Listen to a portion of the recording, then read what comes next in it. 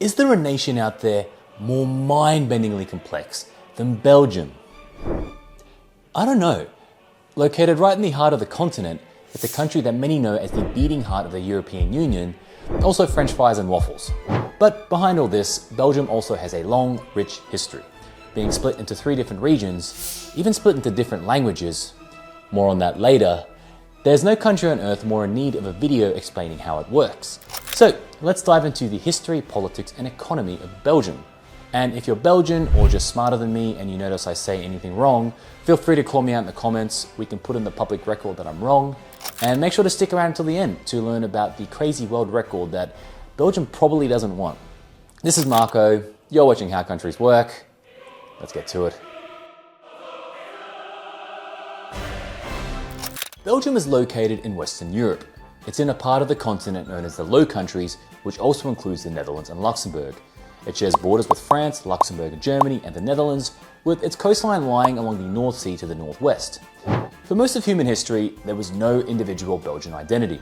When the Western Roman Empire fell in the 5th century, the region of the Low Countries eventually came under the control of the Empire of the Franks, and when the Frankish Empire weakened during the late Middle Ages, the region was characterized by a decentralized feudal structure with numerous local lords, dukes and counts exerting authority over their respective territories. The cities of Flanders, such as Bruges and Ghent, became major centers of trade and commerce. In the 14th and 16th century, the area came under the control of large European dynasties, first under the French Dukes of Burgundy, and then eventually the mighty Habsburg dynasty under the Spanish Empire. By the 16th century, the region was firmly in control of the Spanish. The 16th and 17th centuries were marred by brutal religious conflict, with the Protestant Reformation leading to conflicts between Catholics and Protestant factions across all of Europe. In 1568, the Protestant Dutch Republic, a coalition of northern Low Country provinces, declared itself independent, which directly led to the Bloody Dutch Revolt, an 80-year war throughout the entire Low Countries. By the end of the conflict, the Netherlands was divided in two: the independent Protestant Dutch Republic to the north, modern-day Netherlands, and the Catholic Spanish Netherlands to the south, which mostly encompasses modern-day Belgium and Luxembourg. The Spanish Netherlands remained within control of the Habsburgs, both the Spanish and Austrian branches, until the end of the 18th century, when it was invaded and annexed by revolutionary France during the French Revolutionary Wars and the Napoleonic Wars. After the defeat of Napoleon in 1814, the Congress of Vienna awarded control of the old Habsburg Netherlands lands to the Protestant Dutch under the new nation, the United Kingdom of the Netherlands. However, this nation did not last long.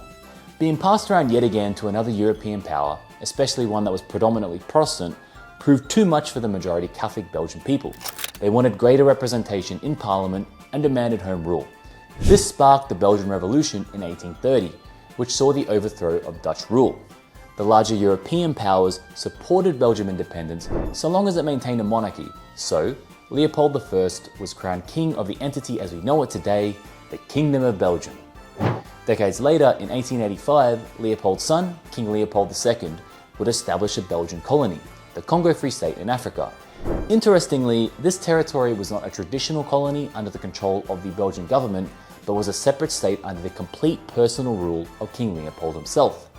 Through this, the king amassed immense fortune through the extraction of resources such as ivory and rubber. However, his abuse and exploitation of the local population was horrendous. Seriously. In the long history of colonial exploitation and brutality against native populations, Leopold's rule of Congo might actually be the worst.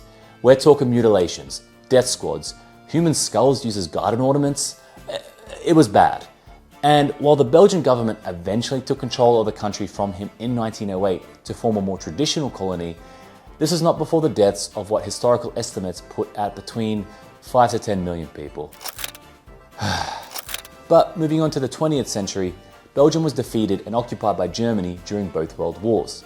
Belgium's strategic location and status as a battleground subjected it to large-scale destruction, loss of life, and abuse of its population. Post-wars, it was one of the founders of what would become the European Union and experienced an economic boom to become a model Western European liberal democracy. Now, with a population of 11.5 million people, its capital Brussels is the headquarters of the European Union and the North Atlantic Treaty Organization, otherwise known as NATO, making it the polyglot home of an army of international diplomats and civil servants. Today, Belgium is a federal parliamentary constitutional monarchy. The Constitution of Belgium was drafted in 1831 after independence and is the supreme law of the Kingdom of Belgium. First things to note about Belgium's political system. It is complex.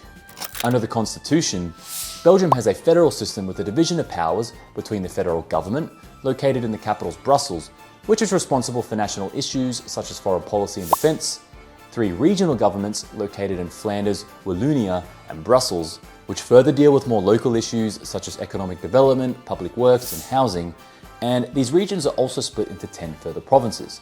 Now, that's all pretty normal in a federal system, but in a unique feature of the Belgian political system, power is also shared between 3 linguistic community governments: the Dutch-speaking Flemish community, which administers in more or less but not exactly Flanders, the French community, which administers in more or less but not exactly Wallonia, and the German community, which administers a tiny area and league province in Wallonia.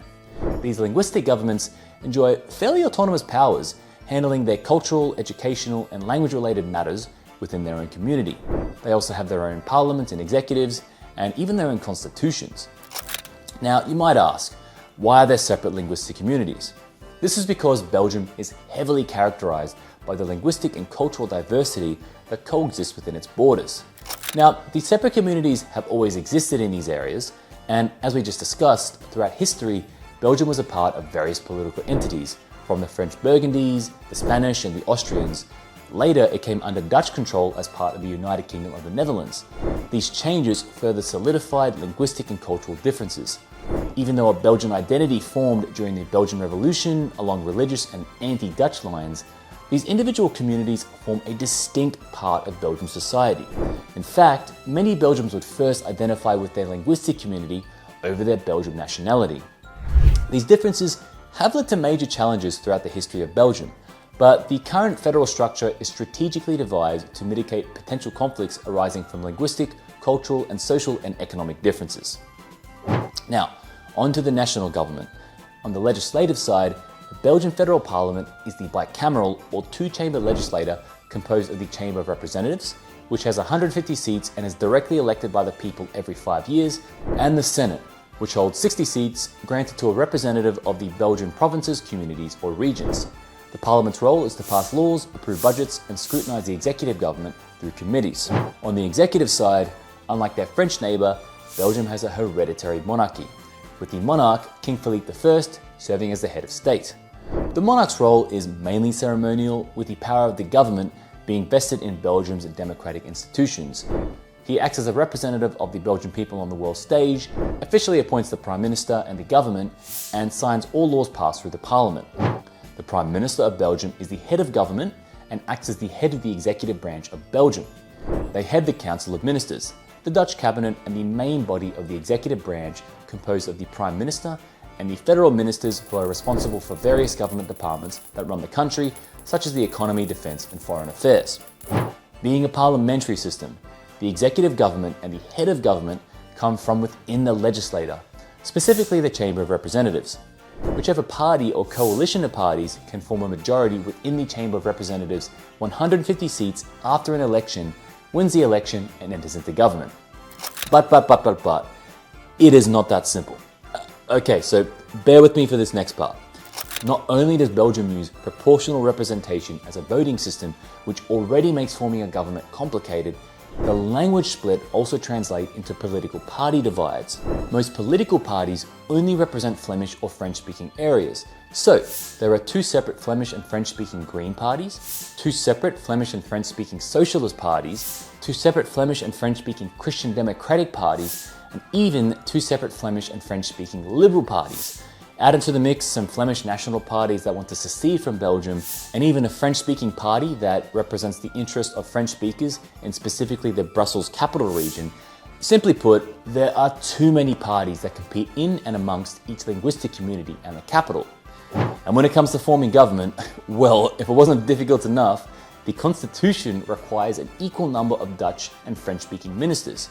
Because of all this, forming a government in Belgium is an extremely elongated process. Governments tend to be coalitions of 6 to 7 parties at a time, hailing from different communities.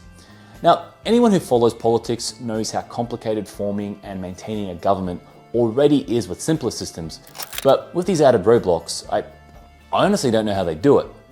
In fact, recently they have struggled to do it. Belgium has the 2 records for a period without an elected government, already having the world record of 541 days without forming a government after an election in 2010.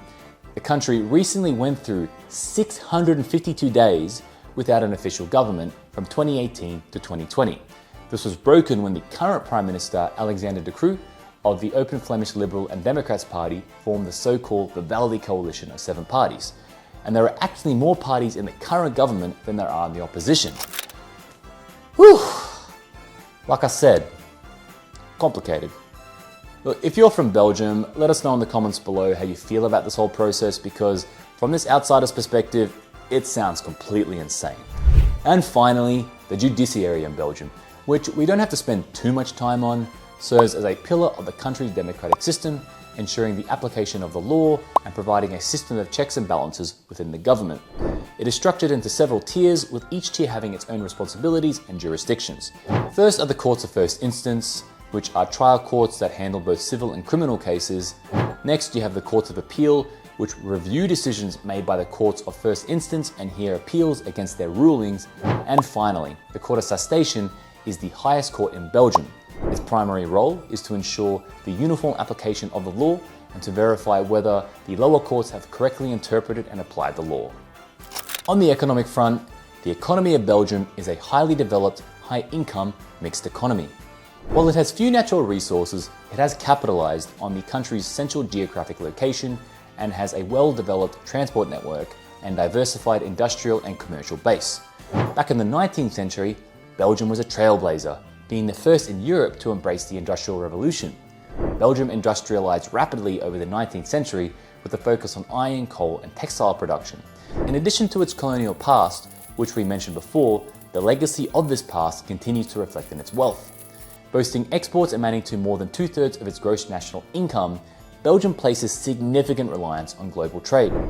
The country's favorable trade position stems from its strategic geographic centrality and a workforce known for its high skill levels, multilingualism, and productivity. Unlike British sentiments, Belgium is all for European solidarity, as it benefits largely from intra-EU trade and calls for deeper economic integration. With a total 2023 GDP of $766 billion US, it may not rank among the great powers of the world, but its high GDP per capita of over $65,000 per household and its high education levels put it amongst the world's most desirable residential havens. So, that was everything you needed to know about how Belgium functions, summed up. It's definitely one of the most unique countries we've covered so far in the series. If you enjoyed the video, hit the like button. If you have anything to add, comment below. And if you'd like to learn more about how countries work, subscribe to my channel for more content in the future. Thanks a lot, and we will catch you next time.